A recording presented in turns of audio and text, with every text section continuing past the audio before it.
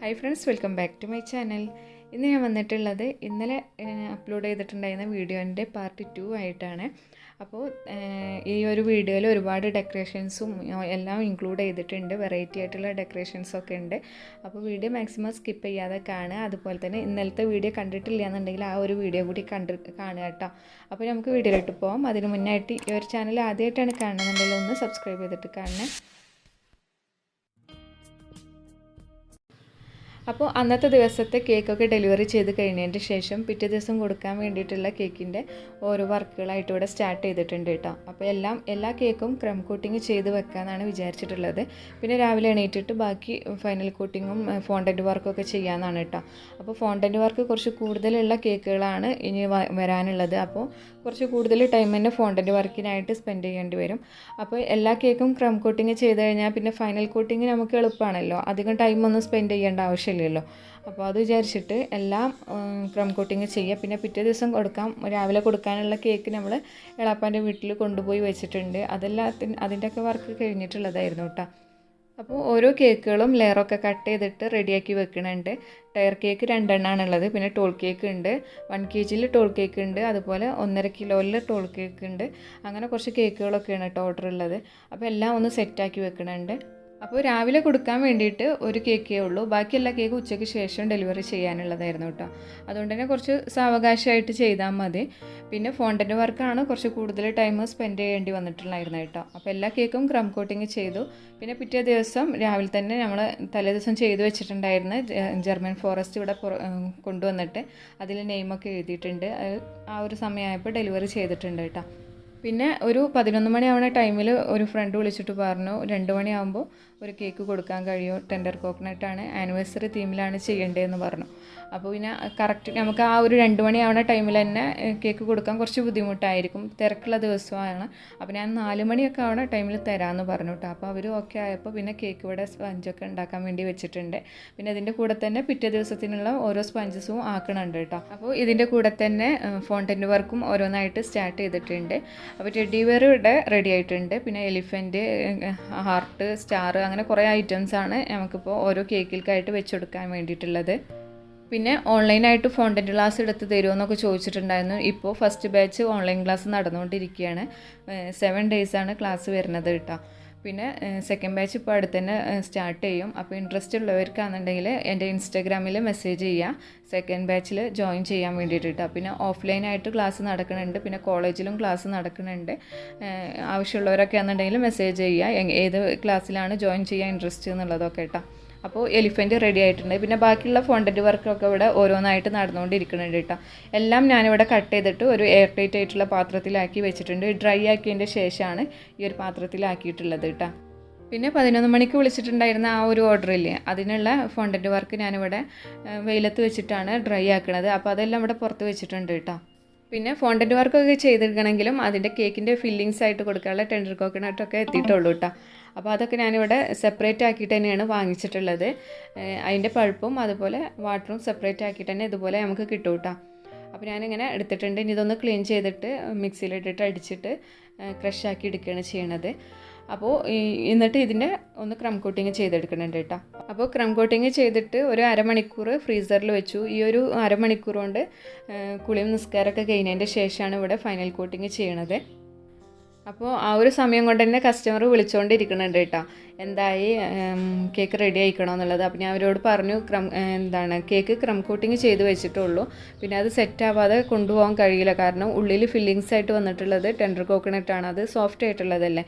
അപ്പോൾ ടോൾ കേക്കിൽ ചെയ്യുമ്പോൾ കുറച്ച് ഹൈറ്റിൽ വന്നതല്ലേ, അപ്പോൾ സെറ്റ് ആവാൻ പെട്ടെന്ന് തന്നെ ആ കേക്ക് ചെരിയാൻ ചാൻസ് ഉണ്ട് എന്നൊക്കെ പറഞ്ഞു.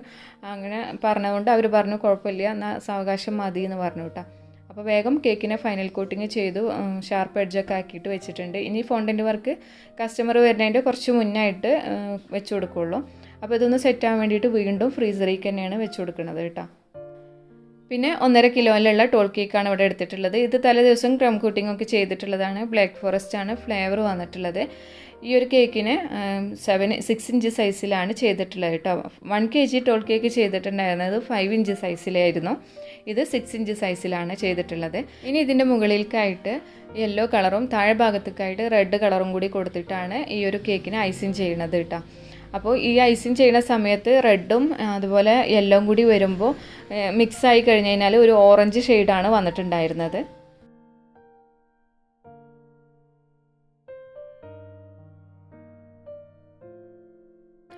അപ്പോൾ ഇത് ഫൈനൽ കോട്ടിങ് ചെയ്യുന്ന സമയം കൊണ്ട് തന്നെ നമ്മളെ ആനിവേഴ്സറി കേക്കിൻ്റെ ടീം എത്തിയിട്ടുണ്ടായിരുന്നു കേട്ടോ. അപ്പോൾ അവർക്ക് ഫോണ്ടൻ്റ് വർക്ക് വെച്ച് കൊടുത്തിട്ടുണ്ട്. അവർ ഫ്രണ്ടിൽ നിർത്തിയിട്ടാണ് ഫോണ്ടൻ്റ് വർക്ക് ഓരോന്നായിട്ട് കേക്കിലേക്ക് വെച്ച് കൊടുത്തിട്ടുണ്ടായിരുന്നത് കേട്ടോ. അവർ പെട്ടെന്നാണ് വന്നിട്ടുണ്ടായിരുന്നത്. അങ്ങനെ ആ ഒരു കേക്ക് പാക്ക് ചെയ്തിട്ട് അവർ കൊണ്ടുപോയി.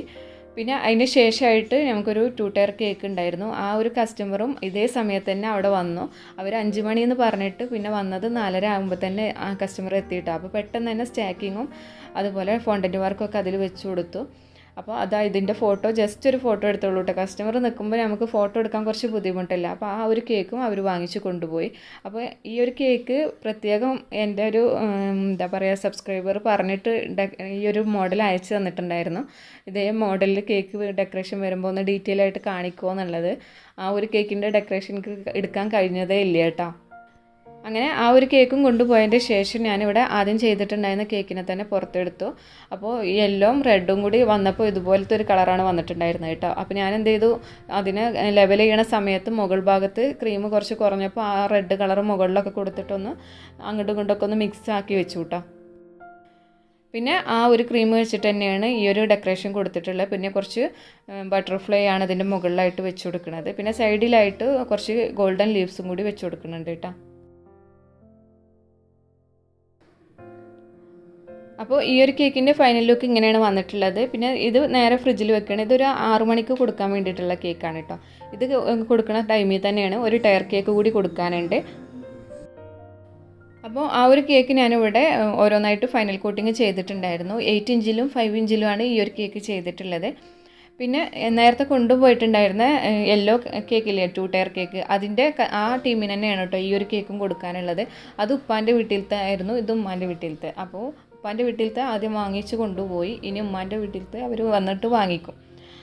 അപ്പോൾ 8 ഇഞ്ചിൽ ചെയ്തിട്ടുള്ള കേക്കിൻ്റെ ഉള്ളിലായിട്ട് സ്റ്റിക്ക് കൊടുത്തിട്ടുണ്ട്. പിന്നെ അതിൻ്റെ മുകളിലേക്കായിട്ട് 5 ഇഞ്ച് സൈസിൽ ചെയ്തിട്ടുള്ള കേക്കിനെ വെച്ച് കൊടുക്കണം കേട്ടോ. അപ്പോൾ രണ്ടിലും സെയിം ഡെക്കറേഷൻ തന്നെയാണ് വന്നിട്ടുള്ളത്.